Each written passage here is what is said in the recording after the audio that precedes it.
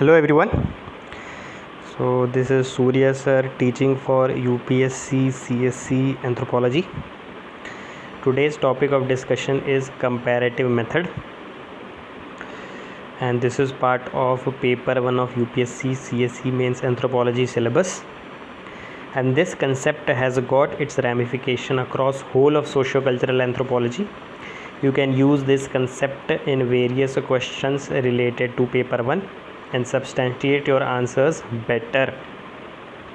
So what is this concept? You can be defined as equating the contemporary, that is the present, primitive societies, pre-literate and pre-industrialized societies with the past societies. So comparison of this is called comparative method. So if you compare the primitive societies with the past societies and the current industrial societies, so when you compare with the current industrial societies, you can trace a society's evolution. Hence its definition is equating or comparing of present primitive societies with the past societies and the current industrial societies in order to trace a society's evolution. For example, the classical evolutionists have used comparative method to give the evolution of savagery, barbarism and civilization. So they use the comparison of present society with past and the current industrial, that is the civilized societies, to come at that conclusion of 3-stage evolution. So this the same thing is written. E.B. Tylor and Lewis Henry Morgan were the classical evolutionists who proposed this theory of comparative method or approach. Vertical. Now there are two types of comparative method. One is called horizontal comparison and other one is called as the vertical comparison. In vertical comparison, we compare the different culture groups at different time periods. So savagery, barbarism and civilization, these were culture groups proposed at different time periods. Hence these are also called as stages of evolution or results of vertical comparison method. Ethnology is again a concept which has been developed due to comparative method. Here different cultures are cross-culturally compared in their religion, society, polity, economic systems, and thereafter we come to a conclusion, and this results in ethnographic studies in socio-cultural anthropology. Now what are the different methods? You send a questionnaire to the administrator, to the missionaries, to the leaders of that area, and get an information about that, and hence you characterize the various socio-economic political features of that culture group, comparing it with the present or other culture group, and result in a particular theory or result in a particular law. This method of approach is also called as a use of secondary sources, also called as a rethinking method. Secondary sources because you are not going yourself to that culture group and studying. That why these anthropologists were also called as armchair anthropologists, because sitting in their chair they were determining which culture group is what. Rethinking method because they were thinking about the past, comparing it with the past, that how these culture groups would have fared with those culture groups which were present in the past. Hence it is also called as a rethinking method.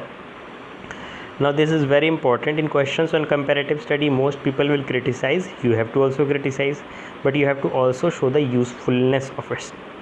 For example, cross-cultural comparison, comparing one culture group with another, this is one usefulness. Human relation area files by J.P. Murdoch, in which large number of groups were their families, their lineages, their clan, their ethnology, their religious groups were studied.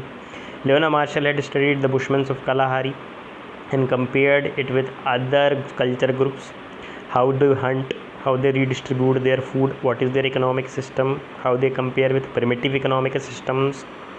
We can universalize evolution of society and culture. For example, savagery, barbarism and civilization. We can generate meaningful scientific law. Evolutionism, despite its deficiency, we study today because it was the first scientific attempt to study different cultures. Diffusionism, there are different food areas which has been given by diffusionists, so that also compares the different food cultures. Geographical determinism, for example, the coastal community has different food habits, inland community has different food habits, so unless you compare it, how will you know? In functionalism also comparison is used, but in a positive sense, that is, this community undergoes a Kula exchange or potlatch system, but that community does not undergo potlatch or Kula system. So what is the reason behind that? So this has helped generate horizontal comparison as well as vertical comparison. Horizontal comparison is synchronic study. You can mention linguistic studies, which are synchronic studies, meaning what language is used, what vocabulary, what grammar is used in different culture system at the same time period. Horizontal means at the same time period, and vertical means at different time periods, that is diachronic study, savagery, barbarism and civilization. Emimetic approach, this has also developed due to some comparative method studies. It was given by Kenneth Pike, who was himself a linguistic. Emic means within the culture group, etic means outside, when you study a culture group from outside the culture group. Now very important, many people will not give, but Culture of Survivals by E.B. Tylor. The past instruments which have survived through the present times in the comparison method can be used to link the present culture with the past. Ethnoarchaeology also studies the same, the survivals, the utensils, the ornaments which have been through the various civilizations. So this helps in comparative method, helps in these studies. Criticism, it leads to ethnocentrism, that is one culture is superior, other is inferior. Racism, George Floyd's death we have seen, so current also racism continues. But racist studies, Leonard Laberman in his studies said that American anthropology glorified the races through this comparative method. There is more focus on ethic, so that is outside view. We don't take the culture group under studies views into account, which is bad. So to counter it, Franz Boas proposed the concept of cultural relativism in his book Race, Language and Culture in 1940. Contemporary societies are also considered survivals of the past, as said by E.B. Tylor. This leads to considering these societies as savage and barbarous, like tribals. Now what has led this to happen? Proposal of assimilationism, that is, these societies are inferior and they need to be assimilated into the mainstream to make them civilized, proposed by Ghuri and Thakar Bappa. So here you can relate it with paper 2 of the UPSC syllabus. Social change in tribals is also part of second paper. So if you write that it disregards the social change in the society of tribals, that is, they are considered static and fossilized and ossified over the millions of years, this is wrong. Then you also consider Western culture as superior, then the Oriental culture, this was criticized by Harris. So these are the criticism. Comparative method has led to these kind of thinking. How will you score more marks in comparative method? You have to clearly define the comparative method, and you have to say who proposed it. Evolutionists first proposed it. You can mention a few thinkers. Mention the synchronic and diachronic, you again got good marks. Many people will not mention it.